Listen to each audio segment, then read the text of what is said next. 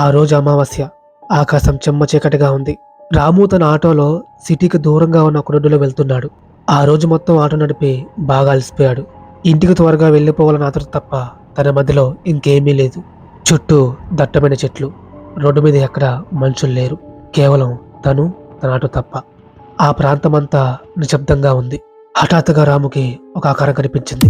రోడ్డుకు పక్కన ఎవరు నించో ఉన్నారు. రాము నెమ్మదిగా ఆటోను స్లో చేశాడు. ఎవరబ్బా అది అని బాగా చూశాడు. అక్కడ ఒక అమ్మాయి ఉంది. ఆ అమ్మాయి వయసు 20 ఏళ్ళుండొచ్చు. పాతకాలపు లంగావోని వేసుకుని ఉంది. తల వంచుకొని అక్కడే ఉంది. ఎంత రాత్రి వేళ ఈ అడవిలాంటి దారిలో ఒంటరిగా ఒక అమ్మాయ? రాము అమ్మాయిని చూసి ఆశ్చర్యపోయాడు. ఆ అమ్మాయి వద్ద ఆటో ఆపాడు. ఆ అమ్మాయి మెల్లగా తలెత్తింది. ఆమె కళ్ళల్లో ఏదో బాధ ఉంది. ముఖం కాస్త పాలిపినట్టుగా ఉంది. అన్నా ప్లీజ్ అన్నా, కొంచెం ముందుకు వెళ్ళాలి. మా ఊరు పక్కనే. ఆఖరి బస్సును వెళ్ళిపోయిందన్నా, నడవలేకపోతున్నా అన్నా, ప్లీజ్ అన్నా అని రిక్వెస్ట్ చేసింది. ఆ అమ్మాయి గొంతు వణుకుతోంది. భయపడుతూ అలా అడిగింది. రాము వెంటనే టైం చూసుకున్నాడు. అప్పటికే 12 దాటిపోయింది. ఇంత రాత్రి పూట నేను రానమ్మా, నేను ఇంటికి వెళ్ళాలి అని చెప్పాడు. ఆ మాట వినగానే ఆ అమ్మాయి కళ్ళలో నీళ్ళు తిరిగాయి. ప్లీజ్ అన్నా, ఇంట్లో అమ్మ ఒక్కతే ఉంది. నా కోసం ఎదురు చూస్తూ ఉంటుంది. వేరే దారి లేదు. ప్లీజ్ అన్నా, నన్ను తీసుకెళ్ళన్నా అని బ్రతిమలాడింది. ఆమె ఏడుస్తుంటే రాముకు జాలి వేసింది. తన సొంత చెల్లి గుర్తుకు వచ్చింది. మనసు మార్చుకున్నాడు. సరే ఎక్కమ్మా, దింపేస్తా అని చెప్పాడు. ఆ అమ్మాయి సంతోషంగా ఆటో వెనక సీట్లో కూర్చుంది. ఆమె ఆటోలోకి అడుగు పెట్టగానే ఒక్కసారిగా వాతావరణం మారిపోయింది. ఇప్పటిదాకా మామూలుగా ఉన్న గాలి ఒక్కసారిగా ఐస్ ముక్కలాగా చల్లబడిపోయింది. ఆటో టైర్లు చాలా బరువును మోస్తున్నట్టు కిందకు దిగాయి. కానీ రాము అవేమీ పట్టించుకోలేదు. ఆటో స్టార్ట్ చేశాడు. ప్రయాణం మొదలైంది. కొంచెం దూరం వెళ్ళాక ఆటో మొత్తం నిశ్శబ్దంగా మారిపోయింది. వెనక సీట్లో ఉన్న అమ్మాయి ఎంత సైలెంట్గా ఉందంటే అసలు మనిషి కూర్చున్నట్టే లేదు. రాము అద్దంలో నుంచి వెనక్కి చూశాడు. ఆ అమ్మాయి తలదించుకునే ఉంది. ఆమె ముఖాన్ని ఆమె జుట్టు కప్పేసింది. అవునమ్మా, ఇంత రాత్రిపూట ఒంటరిగా ఎందుకు వచ్చావు? భయలేదు నీకు అని రాము అడిగాడు. దానికి ఆ అమ్మాయి జవాబు చెప్పలేదు. కేవలం ఒక మూలుగు శబ్దం వినిపించింది. అది గాలి శబ్దమా లేకపోతే అమ్మాయి చేసిందనేది రాముకు అర్థం కాలేదు.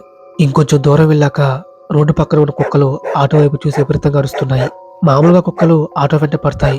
కానీ సారవి వెనక సీట్లో కూర్చున్న ఆ అమ్మాయి వైపు చూసి అరుస్తున్నాయి. భయంతో, కోపంతో. రాముకు అది వింతగా అనిపించింది. ఆటో ఒక మలుపు తిరిగింది. అప్పుడే రాముకి ఒక వింత అనుభవం ఎదురైంది. ఆటో లోపల అకస్మాత్తుగా మల్లెపూల వాసన వచ్చింది. కానీ ఆ వాసనలో తేడా ఉంది. అది తాజా మల్లెపూల వాసన కాదు. వాడిపోయిన, మట్టితో కలిసిపోయిన, పాడైపోయిన పూల వాసన. రాముకు ఆ వాసన ఘాటుగా తగిలింది. అమ్మా, ఏ ఊరన్నావు అని మళ్ళీ అడిగాడు. రాము వెనక్కి చూడలేదు. శ్మశానం దాటాక వచ్చే ఆనబడి గుడి దగ్గర మా ఇల్లన్నా అని ఆ అమ్మాయి చెప్పింది. కానీ ఆ అమ్మాయి గొంతు ఇంతకు ముందులా కనిపించలేదు. కొంచెం చిన్నగా, గంభీరంగా అనిపించింది.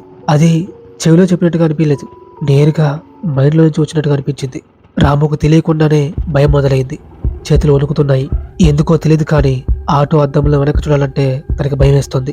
కానీ ధైర్యం చేసి అద్దంలో వెనక సీటు వైపు చూశాడు. తన గుండె ఆగనంత పనైంది. అద్దంలో ఆమె కనిపించడం లేదు. సీటు మొత్తం ఖాళీ కనిపించింది. కంగారుగా వెనక్కి తిరిగి చూశాడు. ఆ అమ్మాయి అక్కడే ఉంది. మూలకు ఒదుకుపోయి కూర్చొని ఉంది. ఏంటన్నా అని అడిగింది. ఏం లేదు తల్లి అని చెమటలు తుడుచుకున్నాడు. బహుశా నా భ్రమేమోలే అనుకున్నాడు. కానీ అతడి మనసు కీడి సెంకొస్తుంది. ఆటో ఇంజిన్ వింత వింత శబ్దాలు చేస్తుంది. చుట్టూ చెమ్మ చీకటి. ఆ చీకట్లో ఆటో తప్ప వేరే ఏ వెళ్తురు లేదు. ఈ అట్టకేలకు ఆ అమ్మాయి చెప్పిన ప్రాంతం వచ్చేసింది. ఊరి చివర తుమ్మ చెట్ల మధ్య ఒక చిన్న పెంకుటిల్లు. ఆ ఇంటి ముందు ఆటో ఆపాడు రాము. అమ్మా, వచ్చేసాం, దిగు అన్నాడు రాము. ఆ అమ్మాయి ఆటో దిగింది. ఆమె దిగగానే ఆటోలో ఉన్న బరువు, ఆ చలదనం మాయమయ్యాయి. అన్నా, నా దగ్గర చిల్లర లేదు, ఒక్క నిమిషం ఉండు, ఇంట్లోకి వెళ్ళి నాన్న అడిగి డబ్బులు తెస్తాను అని చెప్పి ఆ పాత ఇంటి గేట్ తీసుకుని లోపలికి వెళ్ళింది. రాము బయట వెయిట్ చేస్తూ ఉన్నాడు. 5 నిమిషాలు గడిచాయి, 10 నిమిషాలు గడిచాయి. కానీ ఎవరు బయటికి రాలేదు. ఆ ప్రాంతం చాలా భయంకరంగా ఉంది. గాలికి కిటికీలు కొట్టుకుంటున్నాయి. రాముకి విసుగు వచ్చేసింది.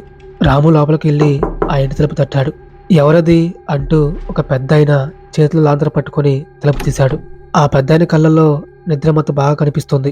అయ్యా, మీ అమ్మాయిని ఇప్పుడే ఆటోలో తీసుకొచ్చాను, డబ్బులు తెస్తానని లోపలికి వచ్చింది, కానీ ఇంకా రాలేదు అని రాము చెప్పాడు. ఆ పెద్దాయన ముఖం ఒక్కసారిగా పాలిపోయింది. లాంతరు చెయ్యి వణకడం మొదలైంది. ఎవరిని తీసుకొచ్చావు? మా అమ్మాయినా అని అడిగాడు. అవునయ్యా, లంగావోని వేసుకుంది, ఇప్పుడే లోపలికి వెళ్ళింది కదా అని విసుగ్గా అన్నాడు రాము. ఆ పెద్దాయన ఒక్కసారిగా ఏడ్చేశాడు. గోడకు ఉన్న ఒక ఫోటో వైపు చేయి చూపించాడు. ఆ ఫోటోకి దండ వేసి ఉంది. "నువ్వు చూసింది ఈ అమ్మాయినేనా?" అని అడిగాడు. రాము ఆ ఫోటోను చూసి షాక్ అయ్యాడు. అచ్చం ఆ అమ్మాయే, అదే బట్టలు, అదే నవ్వు. "అవును, ఈమెనే. కానీ ఫోటోకి దండ ఎందుకుంది?" అని అడిగాడు. ఆ పెద్దాయన కన్నీళ్లు తుడుచుకుంటూ చెప్పిన మాట రాము గుండెని పగలగొట్టింది. "బాబు, నా కూతురు చనిపోయి ఈ రోజుకి సరిగ్గా ఏడాది.